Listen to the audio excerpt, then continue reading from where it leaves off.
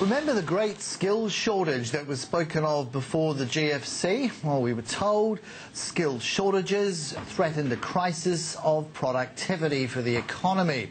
The tension seems to have now shifted. A new white paper from Chandler, Macleod suggesting things have not improved all that much in the time since. Judson is from Chandler, Macleod. He joins us now live. Warm welcome into the show.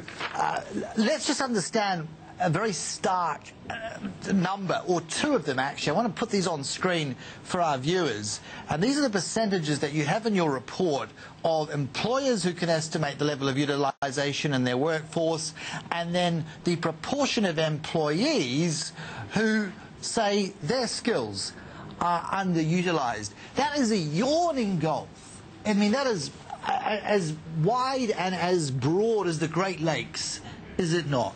It is, Carson, and good afternoon. I think what the numbers tell us is two things: that employers increasingly hire based on qualifications, and maybe one of the missed opportunities is experience on the job. And what it says about employees is that they're not engaging with leaders and managers about the skills they have available to be successful in their roles. And yet we have seen an employment paradigm, awful word, but just to kind of capture the essence of what has happened, correct me if I'm wrong, since '08, where we have seen anecdotally a lot of smarter thinking inside companies, a reluctance to shed jobs, so the unemployment rate has not shot up, and in the process, one would have imagined, employers have gotten to know their staff that much better. This would seemingly disprove that. Yeah, it's an interesting insight, Carson. What it lends itself to is that employers have done the big productivity improvements around restructuring, around productivity improvement using process re-engineering and systems. What the research shows is they haven't engaged their workforce. That their workforce is not motivated and aligned to what organisations are trying to achieve around productivity. How do you define, though, better utilisation of human capital? We have seen a shift from full to part-time roles. That was a theme, certainly, of 2013, was it not? An overweight move into that space. Beyond that, what does greater utilisation actually amount to? There's not a clear definition that everyone would agree on in terms of what greater utilisation means. To us, it means how do you engage a workforce that's motivated, that wants to be recognised and rewarded for its contribution, that improves bottom line performance for an organisation. A productive workforce, factually, is a workforce that contributes to greater innovation and greater performance organisationally. And yet that sort of rolls off the tongue, greater innovation. Again, are we even understanding what that term means? Is that not simply what the purpose of every business that's in business should be doing day in, day out? They should, and I think the gulf, Carson, that the research calls out is the gap between leaders and managers and their employees, and engaging with them and having real conversations about how could your skills, experience, qualification be of use in our organisation.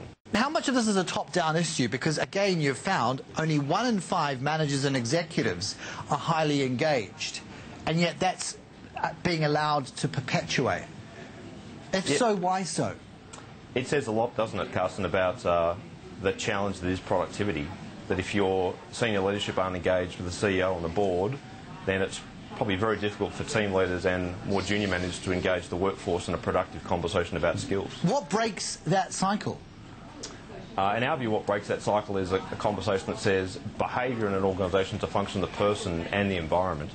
And the behaviour of an individual is all a function of motivation. Motivation is a function of following a leader and being strongly aligned in terms of values and recognition and reward. Yeah, but if we've just acknowledged that at the very top of the tree things are not rosy at all, they're almost to the point of rotten. 1 in 5 ain't healthy, is it? No. How does anything you say actually stick? Well, I think organisations since 2008 have been on that journey that you outlined before around post-GFC, how do we compete? They've gone for all of the obvious levers around cost, around restructuring, around re-engineering. The prize to be realised is how do we create a more productive workforce? And I don't think that's where executives are spending their time. All right. But again, it seems almost circular because they're not spending their time because they themselves are not engaged in shaking it up. They're not motivated to do it. To some extent that's true, Carson, but you do see high-performing organisations where they get leadership and culture right outperform their competitors. Well, you'll always have an exception that kind of disproves the rule, but we're talking about the majority, not the minority. No, and I think that's one of the things we did equally find startling in our research, Carson, that emphasis the majority view rather than a smaller population. Cameron, always a pleasure. What a conundrum. A white paper, kind of almost double-edged calling it a white paper because the government loves those things. It's what comes or doesn't come of them that is problematic. Appreciate it. Thanks, Carson. CEO at Chandler Macleod there, Cameron Judson.